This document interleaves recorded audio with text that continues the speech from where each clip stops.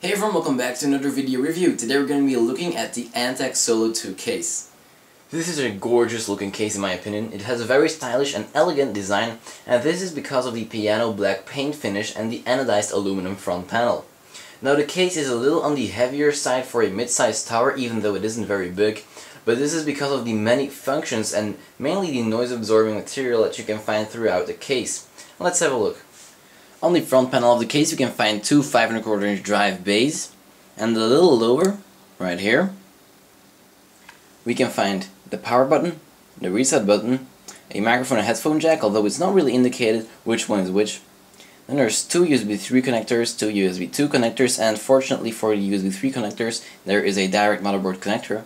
And right here there is a hard drive activity LED, and the power LED is around the power button. And note that there are vents on either side of the front panel for the front intake fans to intake cool air. On both side panels there isn't much going on, and except for the awesome paint finish of course, and also except for what you can find here inside the side panels. There is noise dampening material which helps keeping the case silent, and note that you can also find that on the inside of the top panel. On the exterior, the top panel just has this mesh area that allows the power supply to intake cool air, and this mesh also doubles as a dust filter. Then when we spin the case around, you can see the space for the ATX power supply, the space for your motherboard's I/O shield, the included 120mm exhaust fan which has a speed switch right here, and that gives you the option to set the fan on its low or high setting. And then a bit lower there is the 7 expansion slots and some ventilation right here, as well as this little clip which helps keeping the case locked using a lock.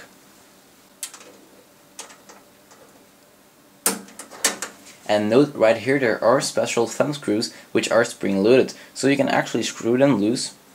And what this actually means is that they don't come off the side panel, as you can see. So that really helps to take the side panel on or off, to make it very easy.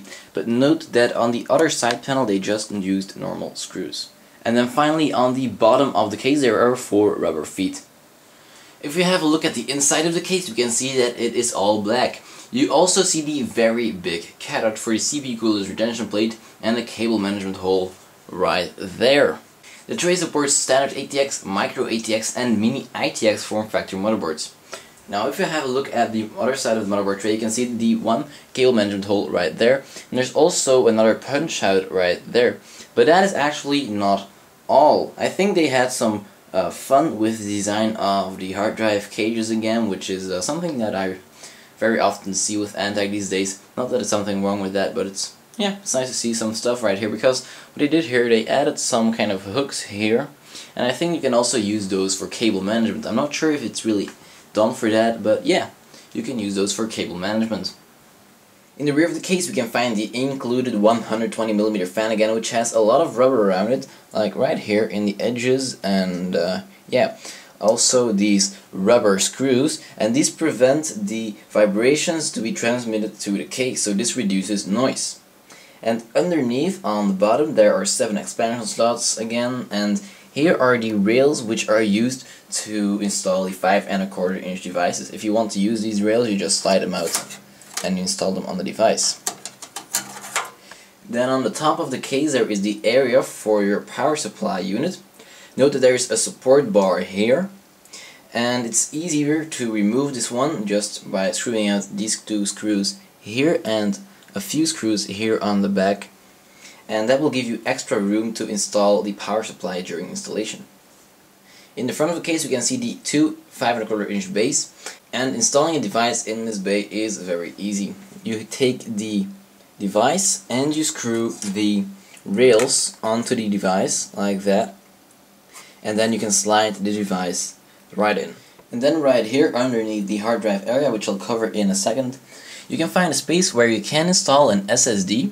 You can see that all the front panel cables are black, even the USB 3 cable, so that's really nice. And also note that the fan cable of the fan in the back here also is black. And there's also a lot of space here, and this allows you to install very long graphics cards. Now I have been avoiding the hard drive bays for a while, and this is with reason. I wanted to show you guys them together with the front panel.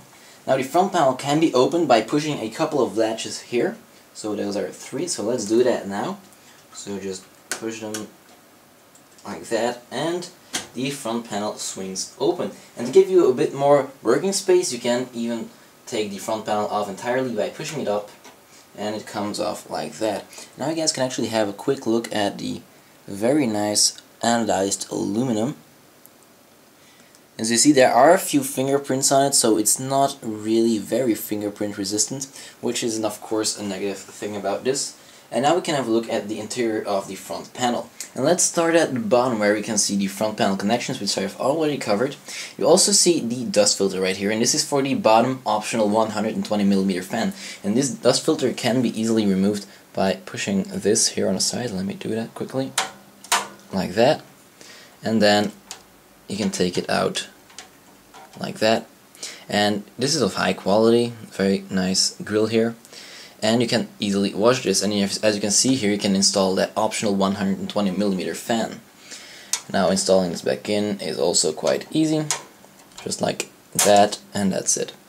Now if you have a look a little bit higher, you can see another dust filter, and this is for another optional 120mm fan, and it works the same way. Just push it like that, comes off, and you can wash it and clean it. And here's the space for the optional fan. Now, to actually get a fan installed over there, what you have to do is you have to actually screw this door open. So there's a little screw here, a thumb screw, so screw that open. Alright, and there we go.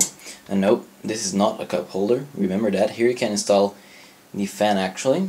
But what this also reveals are the hard drive brackets. So you can take them out very easily just by pulling them like this. And that's it, you have the hard drive bracket. And you can install a 3.5-inch or 2.5-inch device in these brackets using the grommets here, and they reduce a lot of noise, and they're very, very good. And yeah, you install the hard drive using the included screws, and then you can actually slide that back in, very simple, like that, and that's it. And you can install a total of 3 hard drives like that. But there is actually another option, and another option, one of those innovative things that Antec thought of, and that is actually using these cords here, which they call the suspension mounting system. So let me quickly show you how this works. So I have my dummy hard drive here. So what we have to do is twist this open, slide the hard drive through, do the same with the other cable or cord or whatever you want to call it on the other side. Just slide it in, and that's it, the hard drive is in place. But whether this is a secure way of installing hard drives is another question though, because it can kind of slide out, I find. So if you're going to LAN parties, for example, I would not use this. And finally, before I get to the build, let's have a look at the things that Antec includes besides the user's manual, that are the zip ties, the previously mentioned 5¼ inch rails, and also all the needed screws, so the screws for hard drives and the standoffs for motherboards and motherboard screws. Alright, now that I have built my system in this case, I can tell you a few more things about this case. First off, that there isn't a lot of room to work. It's very small, so you have to make sure that you are very careful when fitting everything in, especially if you're using a stamped ATX motherboard. What else? Yeah, cable management. I'm going to show you the other side in a few seconds, but cable management is different than other cases. It's very normal because of the top-mounted power supply, which is something that you very rarely see these days. Mostly manufacturers decide to put the power supply on the bottom, but the reason why Antec put the power supply on the top here, and you can clearly see it actually, is that you can install very long graphics cards very easily. And also you can add a fan there, and then that fan can blow air over those graphics cards. But now, one thing that I actually think that they should have done is add a hard drive gauge here. At least do that, because now we can install 3 hard drives and an SSD, or if you're using the other mounting system, you can only install 2 hard drives in this hard drive gauge, and that isn't really a lot. Some people really like to install a lot of hard drives, or actually many people do, so I actually think that that's something they missed. But other than that, I think that this top-mounted power supply wasn't a bad idea. But yeah, most of the cables I actually hid in the, well, underneath the DVD writer right here, in the 5 1/4 inch bay, because there wasn't a lot of room behind the motherboard tray. There actually, well, there is a lot of room, but there is no space to route cables from this area behind the motherboard tray, behind the edge there, because the edge is rounded. Sorry. So Antec wants to make every edge not sharp, so they make everything rounded, or however you might say that.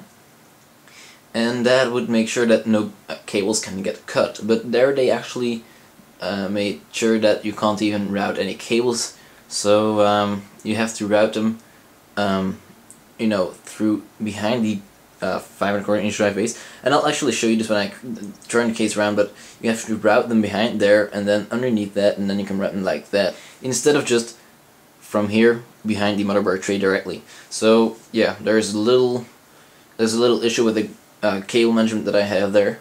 But other than that, installing something here is quite easy, and it's also, you know, not a drama or something if the cable management is well, is like this. It's not a drama because it's not obstructing airflow, and you can see that's actually still looking quite nicely. But still, if there's supposed to be more hard drives in here, an SSD and a second hard drive, or a let's say fan controller, or a second 5 1/4 inch device, there's going to be a lot of cables, and it's not going to be easy to work them all away, so cable management won't be easy then. Okay, let's have a look at the other side. Alright, and this is the other side of the motherboard tray, and as you can see, there's not really a lot of cable management done here, because as I said, all the cables are hidden in the tray right here. Alright, and the edge that I was talking about is the one right here, so this one obstructs cables from going here, over here, just like that. So that should not have been this big, and that would have made it easier for a couple of cables perhaps to just be routed here, and then like here for the 24 pin, or you know, on the other cable like the 8-pin power cable could have been routed like this or something, which could perhaps look nicer. These are of course details in this case, I have to admit. I have to say that cable management overall, the eventual look is quite okay, but how it's done is not really the way that we're used to these days. But still, overall, besides the commentary that I'm giving here, you still get a pretty nice result with that. No, other than that, I gotta say installation just that it's very small, so there's not a lot of room. And yeah, the commentary that I had about cable management is pretty much everything I have to say about installing your system in this case. Alright, and as an overall conclusion, I can say that this case looks awesome. It looks gorgeous, very elegant. I really like this case. This is the kind of case that, yeah, I would actually buy just for the looks. But there is one saying that is very correct for this case, and I think it goes something like this: with beauty there comes a curse. And the curse here would be that fingerprints get on this case quite easily, or very easily. And I had to clean off this case a few times during the review, because of course I have to take out the side panels a few times, I have to pick it up, turn it around, stuff like that. And then fingerprints are everywhere on the case, so in normal use it's not gonna be that extreme, but yeah, the fingerprints could be an issue if you would like to keep it clean without having to clean it yourself too much. But yeah, if you like the design, I would definitely still go for this case. Cleaning up the fingerprints is quite easy actually, just with a cloth, and you get it off with a cloth very easily. But now, besides the design, the airflow is quite good. I would recommend though installing the optional fan, at least one in the front, if you're going for a gaming system in this computer. Well, in this case, of course, this case can also be used for an office computer or for a home theater PC. It's very silent, so that's perfect for that. It's not trying to take all the attention away like some other cases do. And yeah, the overall build quality is also very good. And installing your system, as I showed you earlier, is okay. It's quite easy to do, although there's not a lot of space. and the options are also nice, like the hard drive mounting system there.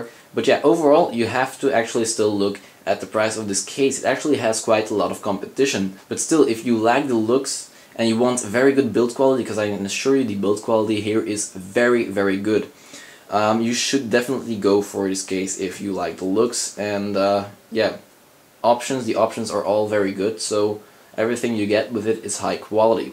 Now there are a few things that I didn't like, or that I thought, why did they not add this? That was like, you know, very small things, but on the back there are only two thumb screws. Why didn't they add some on the other side panel as well? Why the edge on the motherboard tray there? Why no extra hard drive cage that you could remove if you want? You know, stuff like that.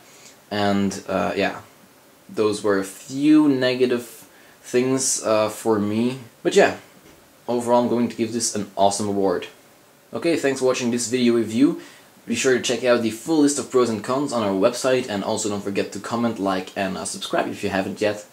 And also thanks to Antec for sponsoring us for this review, and I see you guys in the next video.